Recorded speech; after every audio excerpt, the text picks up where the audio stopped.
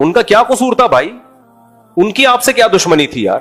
مارنے والا مار کے چلا گیا اور ہیرو بھی بن گیا. یہ آپ کو یہ دہشت گردی صرف پاکستان میں ملے گی, کہیں بھی نہیں ہے. یہ جس نے کسی کو قتل کیا نا, سب سے بڑی سزا کس کی ہے؟ قاتل کی. فجزاؤہ جہنم خالدن فیہا, جہنم اس کی جزا ہمیشہ رہے گا. وغضب اللہ علیہ, اللہ کا غضب بھی, اللہ کی لعنت بھی, اور بڑا عذاب اللہ نے اس کے لیے تیار کر کے رکھا ہے. اس سے بڑا ظلم انسانیت پہ ہو نہیں سکتا کہ آپ کسی انسانی جان کو قتل کر دیں. تو بات بات پہ فتوے بھی لگا دیتے ہیں, فلاں گستاخ, فلاں نے توہین کی, اڑا دو, پھوڑ دو, مار دو. بھائی ایک قانون بنا ہوا ہے, لا بنا ہوا ہے, آپ کیس کرو, عدالت کو نیوٹرل ہو کے آپ کیس کی سماعت تو کرنے دو نا. یہ چل رہا ہے پاکستان میں, اور یہ ہوائی باتیں نہیں ہیں, مشاہدے پر مبنی واقعات ہیں. کتنے بے گناہ لوگوں کو جیل کی کوٹریوں میں ڈال دیا, صرف اپنی ذاتی دشمنی نکالی, کوئی کیس بنا کے اس کے اوپر ڈال دیا. تو یہ ہو رہا ہے انسانی جان, اور مذہب کے نام پہ مار دو, مذہب کے نام پہ مار دو. انسانی جان کا قتل ہلکی چیز نہیں ہے, اس کے بہت سخت ثبوت ہونے چاہیے, اس کے بہت پاورفل ثبوت. توہین رسالت کا قانون یہ ہے کہ مرتکب کی سزا قتل ہے, بالکل ٹھیک قانون ہے, لیکن توہین کو ایکسپلین کون کرے گا؟ زبان کی لڑکھڑاہٹ, بولنا کچھ چاہ رہا تھا نکل کچھ اور گیا, یا کوئی علمی بات ہے جو بیان کر رہا ہے, اس کا مقصد توہین نہیں ہے, کوئی علمی چیز ہے. تو ان چیزوں پہ فوراً فتویٰ لگا دینا, اگلے کی زندگی بھی نہ دیکھنا کہ بھائی یہ کیوں توہین کرے گا, اس کا کیا دماغ خراب ہے کیا؟ بات بات پہ فتوے لگا دیتے ہیں, اور جو مارتا ہے وہ ہیرو بن کے آ جاتا ہے. تو یہ غلط ہے, یہ بھی انسانی جان کے قتل میں یہ چیز شامل ہے. اگر کسی کی زبان لڑکھڑاتی ہے, آپ اس کو اپنی بات کو ایکسپلین کرنے کا موقع دو. پھر اگر کوئی علمی اختلاف بیان کر رہا ہے تو اس کے دلائل سنو. تو انسانی جان کا قتل ہلکی چیز نہیں ہے. اس کو ایسا نہیں ہے کہ جو اڑا دو اس سے کوئی جنت نہیں ملے گی. انسان کے لیے پورا گھر چل رہا ہوتا ہے کسی شخص سے, آپ نے اڑا دیا, اپنی ٹھڑک پوری کر لی اور ہیرو بھی بن گئے آپ. تو ایسے جذباتی لوگوں سے ہمیں اپنے ملک کو بچانا ہے, اپنے کلچر کو, اپنی سوسائٹی کو بچانا ہے, اور یہ صرف یہیں پر آپ کو ملے گا دنیا میں. ہاں, جو واضح لفظوں میں توہین کر رہا ہے, ہمیں پتا ہے یہ شراب بھی نہیں پی ہوئی اس نے, دماغ صحیح ہے اس کا, جان کر, جیسے ملحد لوگ کر رہے ہوتے ہیں, کوئی تعویل نہیں بنتی ہے اس کی, اور کیس چلتا ہے, پتا چل جاتا ہے کہ بھائی اس کی کوئی دوسرا مطلب بنتا نہیں ہے, تو ٹھیک ہے, اس کے لیے تو قانون بنا ہوا ہے.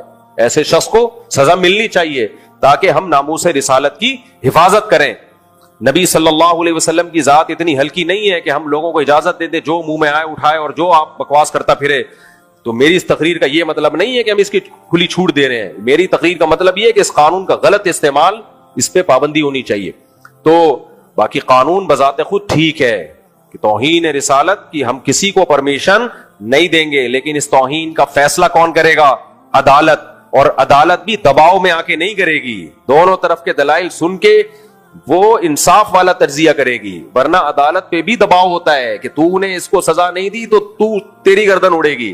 یہ ہوا ہے, مجھے خود وکیل نے بتایا کہ میں نے 2 بے گناہ لوگوں کو اندر جیل میں کیا ہے, عمر قید کی سزا سنائی ہے, جبکہ مجھے پتا تھا کہ یہ مجرم نہیں ہے. کہہ رہے ہیں ان کو میں جیل میں نہیں بھیجتا تو میری لاش ملتی, اتنا دباؤ تھا میرے اوپر, مجھے جان سے مار دیتے تو میں مجبور تھا کہ یار اپنے آپ کو بچاؤں. غلط کیا, لیکن کہتا میں کیا کرتا, باہر عدالت کے باہر بندہ کھڑا ہوا تھا, اتنا 1000-2000, اور میں حکومت کی طرف سے وکیل تھا, میں اس کو چھڑوا دیتا تو میں گیا کام سے.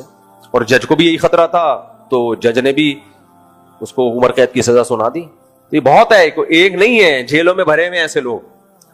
اکثر علماء گئے ہوئے ہیں اندر جو بیچارے 8 سال درس نظامی پڑھا انہوں نے, قال اللہ قال رسول پڑھا, اور انہی پہ الزام لگا اور جیل میں گئے. یا ایھا الذین آمنوا من یرتد منکم عن دینہ فسوف یأتی اللہ بقوم یحبهم ویحبونہ. ان آیات میں اللہ نے بتایا کہ جیسے غیر مسلم پر فرض ہے کہ وہ ایمان لائے, ایسے ہی مسلمان پر فرض ہے کہ وہ اپنے ایمان کی حفاظت کرے. اس لیے اللہ نے فرمایا یا ایھا الذین آمنوا, ایمان والو, من یرتد منکم عن دینہ, تم میں جو بھی اپنے دین سے ریورس ہوگا, جو بھی اپنے دین سے پیچھے ہٹے گا, ہمارے حضرت فرمایا کرتے تھے کہ دین سے پیچھے ہٹنے کے مختلف درجات ہیں. اس میں تو اللہ نے بس یہ بتایا جو پیچھے ہوگا. فرمایا ایک درجہ تو یہ کہ کوئی شخص بالکل ہی کافر ہو جائے, کوئی شخص بالکل ہی کافر ہو جائے. ایسا بھی بعض دفعہ ہو جاتا ہے, قادیانی ہو گیا یا یورپ گیا, امریکہ گیا, وہاں گوروں کا ماحول دیکھا, بڑے اچھے بھائی, بڑے زبردست اخلاق ہیں, تو یار یہ لوگ صحیح ہیں, ہم لوگ کیا ہیں, غلط ہیں, تو دین سے ہی. وہ ایک صاحب مجھے کل کہنے لگے کہ حدیث میں آتا ہے من غش فلیس منا. ان کو تو عربی تو نہیں آتی تھی, یعنی جو ملاوٹ کرے وہ ہم میں سے نہیں ہے. تو کہہ رہے ہم میں تو پھر کوئی بھی ہم میں سے نہیں ہے, ہم تو سارے کیا ہو گئے, پاکستانی تو سبھی ملاوٹ کرتے ہیں. تو میں نے کہا کچھ رپورٹ تو ایسے ہی معلوم ہوتی ہے. رپورٹ کیا ہے؟ کیونکہ ملاوٹ کرنے والا حدیث میں آتا ہے ہم میں سے, یعنی مسلمان نہیں ہے. تو میں نے کہا لگتا تو کچھ ایسا ہی ہے. تو جاتے ہیں, ان کے معاملات دیکھے, ان کے اخلاق سے متاثر ہوئے, خواب آ گیا. قادیانیوں کو خواب بہت آتے ہیں. جو بھی قادیانی ہوگا نا, آپ اس سے پوچھیں کیوں ہوئے, وہ کہے گا مجھے خواب آیا تھا, مجھے خواب میں یہ ہوا, مجھے یہ ہوا, مجھے فلانا ہوا, مجھے ڈمکانا ہوا, پھر کسی نے بتایا مرزا نبی ہے. خواب کسی کو 100% بھی روزانہ بھی آنا شروع ہو جائے نا, وہ قرآن اور حدیث پر حجت نہیں ہے. شریعت میں پہلے قرآن و سنت ہے, خوابوں کا درجہ اس کے بہت بعد ہے. خواب نبوت کا 46واں حصہ ہے, جبکہ قرآن و سنت عین نبوت ہے. سمجھ گئے کہ نہیں سمجھ گئے؟ یہ خوابوں نے بڑے بڑے صوفیہ کا بیڑا غرق کیا ہے. جب انسان نیک بنتا ہے نا, تو اس کی تباہی خوابوں سے شروع ہوتی ہے, یاد رکھو. اس کو اچھے اچھے خواب آنا شروع ہو جاتے ہیں, اور وہ سمجھتا ہے کہ میں بالکل کیا ہو گیا ہوں, پہنچ گیا ہوں. خواب کو میں حقیقت ہے, لیکن اتنی نہیں ہے جتنی لوگوں نے بنا لی ہے. پہلے اعمال ہیں, اس کے بعد کیا ہے, ابے بول لو نا یار, خواب. لوگ بہت زیادہ استخارہ کر کے خواب آئے گا, پھر تو بہت ہی پروٹوکول دیتے ہیں اس خواب کو, بہت گراؤنڈ ریئلٹی کو نہیں دیکھتے, زمینی حقائق کو نہیں دیکھتے, خوابوں کو دیکھ رہے ہوتے ہیں. یہ خواب آیا کاروبار بہت چمکے گا, حالانکہ سب کہہ رہے ہیں بھائی نہیں چل رہا ہے یار, سردیوں میں کون برف بیچتا ہے بھائی, دسمبر میں برف بیچ رہا ہے. کہہ رہے ہیں مجھے کیا آیا تھا, خواب آیا تھا. ایک ہوٹل والا ہے, ہوٹل والا, اس کی دکان چل نہیں رہی تھی, اس نے کسی پیر سے تعویذ گنڈے لیے. دکان وہ اللہ نے ویسے ہی چلانی تھی, چل گئی بھائی, کبھی نہیں چل رہی ہوتی, کبھی تھوڑے دنوں میں خود بخود چلنا شروع ہو جاتی ہے. تو اب اس کو اس کے پیر و مرشد نے کہہ دیا دکان تو چلی ہے, مگر 10 بجے دکان بند کرنا ضروری ہے, اگر نہیں بند کی تو یہ کاروبار واپس ریورس ہو جائے گا. اب اس کے ہوٹل میں 10 بجے ٹھیک ٹھاک رش ہوتا ہے, مگر وہ پیر و مرشد کی وجہ سے کیا کر دیتا ہے, بند. مجھے کسی نے بتایا کہ اتنا رش ہوتا ہے, سب کسٹمر کو چھوڑ کے نکل لیتا ہے, کہ پیر صاحب نے کہا ہے کہ واپس. میں نے کہا جاہل ہے بیچارہ, فارغ آدمی, اس کو بولو کہ نہ اس پیر کے تعویذ گنڈوں سے دکان چلی ہے, اور نہ 10 بجے دکان بند کرنے سے کاروبار ٹھپ ہوگا. ویسے تو شریعت کا حکم ہے کہ رات جلدی سو, صبح جلدی اٹھو. اس بیس پہ اگر کر رہے ہو تو ٹھیک ہے, پیر صاحب کے کہنے پہ کرنے کی ضرورت نہیں ہے. اس بیس پہ اگر کر رہے ہو بھائی رات کو جلدی سونا چاہیے, صبح جلدی اٹھنا چاہیے, وہ تو ٹھیک ہے. لیکن اگر پیر صاحب نے کہہ دیا کہ 10 بجے, تو پیر صاحب کو بولو بھائی بس یہ تعویذ اپنے پاس رکھو, میرا کاروبار اللہ نے چلانا تھا چلا دیا. کیونکہ اگر پیر صاحب کے تعویذ سے اس طرح بزنس چل رہا ہوتا تو پھر دنیا میں کوئی بے روزگار نہیں ہوتا. میں نے کہا یہ جو پیر صاحب ہیں ان کا اپنا بزنس اس تعویذ سے چل رہا ہے. ہاں, اصل مسئلہ کیا ہے, اس تعویذ سے ان کا اپنا بزنس چل رہا ہے. تو ایسی توہمات کی دنیا میں رہتے ہیں. جینا سیکھو تمیز کے ساتھ.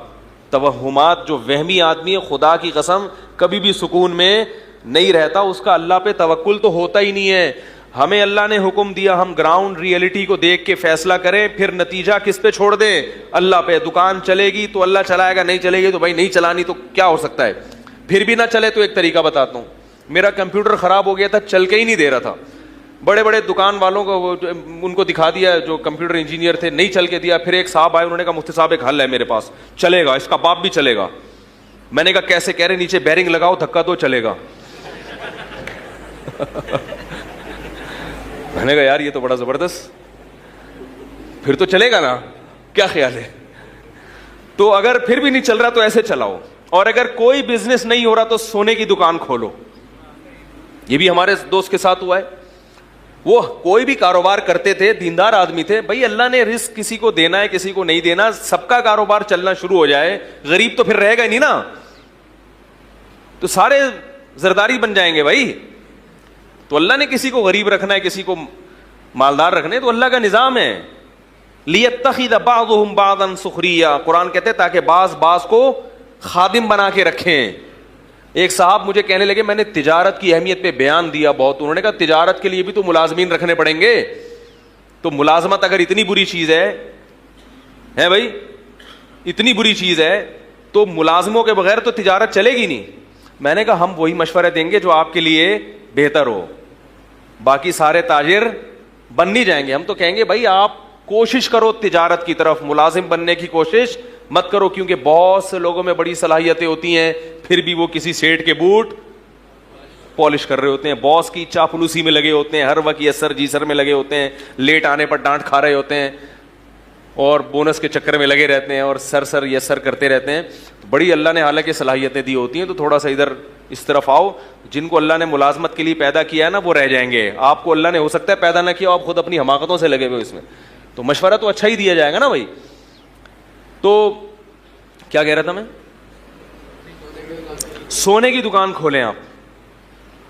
ہمارے ایک دوست تھے, کوئی کاروبار نہیں چل کے دے رہا تھا, میں ان کے پاس گیا, انہوں نے کہا یار اب اللہ کا بڑا فضل ہو گیا ہے. دیکھو جو آدمی خوش رہنا چاہتا ہے نا, وہ ہر طرح سے رہ لیتا ہے, انجوائے کرتا ہے ہر چیز کو. میں نے کہا اب کہہ رہے اب تو میں نے سونے کا ڈائریکٹ سونے میں ہاتھ ڈالا ہے. میں نے کہا آپ کا تو پاپڑ کا کام نہیں چل رہا تھا, پکوڑوں کا, آپ سونے پہ کیسے آ گئے بھائی. کہہ رہے اب تو میرے ساتھ میرا بھائی بھی ہے, تو 12 گھنٹے کی ڈیوٹی لگتی ہے, سونے کا کاروبار ہے. کہہ رہے 12 گھنٹے میں سوتا ہوں اور 12 گھنٹے وہ سوتے ہیں, بڑا ٹائٹ چل رہا ہے. تو کیا کہہ رہا تھا یار میں, ہاں تو خواب جو ہے نا, خواب ان کو زیادہ پہلے گراؤنڈ ریئلٹی ہے, اس کے بعد دوسرے درجے میں خواب ہے. اچھا خواب آ گیا, چلو بھائی اچھی بات ہے, اللہ کی طرف سے کچھ حوصلہ افزائی ہو رہی ہے. لیکن اعمال خراب ہیں اور خواب میں جنت میں ٹہل رہے ہیں, تو یہ شیطان کا دھوکہ ہے. اور اعمال اچھے ہیں, گناہوں سے بچنے کی توفیق مل رہی ہے, خواب میں جہنم آ رہی ہے, تو پریشان ہونے کی ضرورت نہیں ہے. قرآن کیا کہہ رہا ہے, اما من اعطا واتقا, جو دے گا اللہ کی راہ میں, صدقہ کرے گا اور گناہوں سے بچے گا, فسنیسرہ للیسرا, ہم اس کو جنت کی طرف لے جائیں گے. واما من بخیل واستغنی, اور جو کنجوسی کرے گا, صدقات و خیرات نہیں کرے گا, اور شریعت کے حکام کو فالو نہیں کرے گا, اللہ سے تکبر کرے گا, فسنیسرہ للعسرا, تو ہم اس کو جہنم کی آگ کی طرف دھکیلیں گے, اس کو آہستہ آہستہ. تو پہلے قرآن و سنت ہے, خواب کا درجہ اس کے بولو بھائی بعد ہے. تو اس لیے کسی کو خواب میں آ جائے مرزا سچا نبی ہے, کچھ بھی نہیں ہوتا. خواب میں آ جائیں فلاں پیر صاحب ہیں, فلاں ہیں, اس سے کوئی فرق. یہ سارے جتنے باطل فرقے ہیں, گمراہ لوگ ہیں, یہ سب الہامات اور خوابوں کی پیداوار ہیں. یہ بات یاد رکھ, یہ سب سب کے پاس کرامتیں ہوتی ہیں. میرے پیر صاحب کو میں نے چاند پہ دیکھا, میں نے ان کو مریخ پہ ٹہلتے ہوئے دیکھا, صحیح ہے نا, میں ان کو قبر سے نکلتے ہوئے دیکھا, میں ان کو یہ سب کے پاس قصے بہت ہوتے ہیں یہ, اور انہی چیزوں سے یہ لوگ متاثر ہوتے ہیں. حضرت جنید بغدادی رحمہ اللہ تعالیٰ کی خدمت میں ایک شخص آیا, بہت عرصہ رہا, پھر واپس جانے لگا مایوس ہو کے. انہوں نے کہا کیوں جا رہے؟ انہوں نے کہا میں تو سمجھتا تھا آپ بہت بڑے بزرگ ہیں, تو میں نے تو کوئی کرامت دیکھی نہیں, آپ کوئی گنجے کے سر پہ ہاتھ پھیرا ہو, بال اگائے ہوں, کسی کو پھونک لگائی ہو, ٹھیک ہو گیا ہو. آپ تو ہماری طرح کے صبح پراٹھے کھاتے ہیں, انڈا کھاتے ہیں, اس کے بعد پھر اپنا عبادت کرتے ہیں یا جو بھی, تو ہماری طرح کے آدمی ہیں آپ, کچھ ہو ہی نہیں رہا. تو انہوں نے فرمایا مجھے اتنے عرصے میں کبھی سنت کے خلاف کوئی کام کرتے ہوئے دیکھا. اس نے کہا یہ تو نہیں دیکھا. انہوں نے فرمایا یہی کرامت ہے, شریعت پہ چلنا سب سے بڑی بولو بھائی کرامت. تو آج کل شریعت پہ کو فالو نہیں کیا جا رہا, اور یہ کرامتیں اور قصے اور یہ ان چیزوں پر جو ہے وہ دین کا مدار رکھا ہوا ہے. تو میں یہ عرض کر رہا تھا میرے بھائی, اللہ تعالیٰ نے جیسے غیر مسلم کو حکم دیا کہ وہ اسلام قبول کرے, کیونکہ اللہ نے اپنی قدرت کے اور اپنی اسلام کے برحق ہونے کے دلائل دنیا میں بہت زیادہ اللہ نے رکھ دی ہیں دنیا میں دلائل, ایسے ہی اللہ نے اہل اسلام کو حکم دیا کہ وہ موت تک دین پر قائم رہیں. کیونکہ جیسے کافر کے لیے اسلام لانا مشکل ہے, ایسے ہی مسلمان کے لیے اسلام پر قائم رہنا بھی مشکل ہے. ہاں کافر کے لیے اسلام لانا زیادہ مشکل ہے کیونکہ اس کو تو پورے ماحول سے بغاوت کرنی پڑتی ہے. مسلمان کے لیے دین پر قائم رہنا اتنا مشکل نہیں ہے, لیکن بہرحال مشکل ہے ضرور, اس لیے اللہ نے حکم دیا. تو اب میں یہ عرض کر رہا تھا ارتداد یعنی دین سے پیچھے ہٹنے کے مختلف درجات ہیں. ایک درجہ یہ کہ اللہ نہ کرے بالکل ہی کوئی کافر ہو جائے, اس میں خوابوں کی وجہ سے ہو گیا, یا کسی عورت کی لالچ میں ہو گیا, یا دولت کی لالچ میں, یا باہر کے ویزے میں.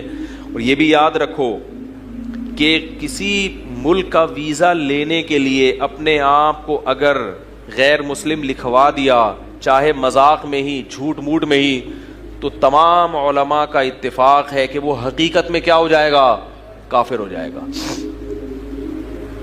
دیکھو اسلام میں عیسائی لڑکی سے نکاح کی بھی اجازت ہے, لیکن قرآن نے جہاں عیسائی عورت سے نکاح کی اجازت دی, نیچے اسی آیت میں کیا کہا قرآن میں, وَمَن يَكْفُرْ بِالْإِيمَانِ فَقَدْ حَبِطَ عَمَلُهُ, جو